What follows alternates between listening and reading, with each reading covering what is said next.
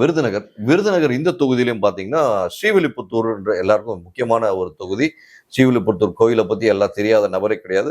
அந்த இடத்துல அர்ச்சனாபுரம்ன்ற ஒரு கிராமம். அந்த கிராமம்ல பார்த்தீங்கன்னா, கோயில் கும்பாபிஷேகம் நடத்தி ஆகணும்னு சொல்லிட்டு மக்கள் பல்வேறு கோரிக்கை வச்சிருக்காங்க. இந்த கோரிக்கையை உள்ளபடியே அறநிலைத்துறை செவி சாய்த்து உடனடியா பண்ணி தரணும் மாரி எப்பவுமே குடுக்குற நல்ல அல்வாலாம் குடுத்துருக்காங்க. ஆனாலும் அங்க உள்ளுக்குள்ள ஏதோ பிரச்சனை போயிட்டு இருக்கு. அந்த பிரச்சனையை க்ளோஸ் லூப் பண்ணாம குறைஞ்சபட்சம் 2.5 3 வருஷம் தள்ளி விட்டுருக்காங்க. அதோட எஃபெக்ட் அங்க இருக்க மக்கள்லாம் கருப்பு கொடி வெளியே கட்டிட்டு நாங்க தேர்தலை புறக்கணிக்கிறோம் அப்படின்னு சொல்லி அனௌன்ஸ் பண்ணியிருக்காங்க. அதுக்கப்புறமா ஏன்னா இது காலையிலே 8:30 மணிக்கு எல்லாம் தெரிஞ்சு போச்சு இந்த மாதிரி புறக்கணிக்கிறாங்கன்னு சொல்லிட்டு. ஆனாலும் தேர்தல் ஆணையம் அதுக்கப்புறமா விரைந்து செயல்பட்டு அவங்க கிட்ட போய் கையில காலில் விழுந்து அவங்கள வர வச்சு 4 மணிலேருந்து வாக்குப்பதிவு நடந்திருக்கு. உள்ளபடியே அந்த ஒரு இடத்துல எலெக்ஷன் கமிஷனை ஓரளவுக்கு பாராட்டியாகும். ஏன்னா மிச்ச இடத்துல எல்லாம் அவ்வளவு ஸ்மார்ட்டா ஒர்க் பண்ண முடியல தேர்தல் ஆணையத்தினால.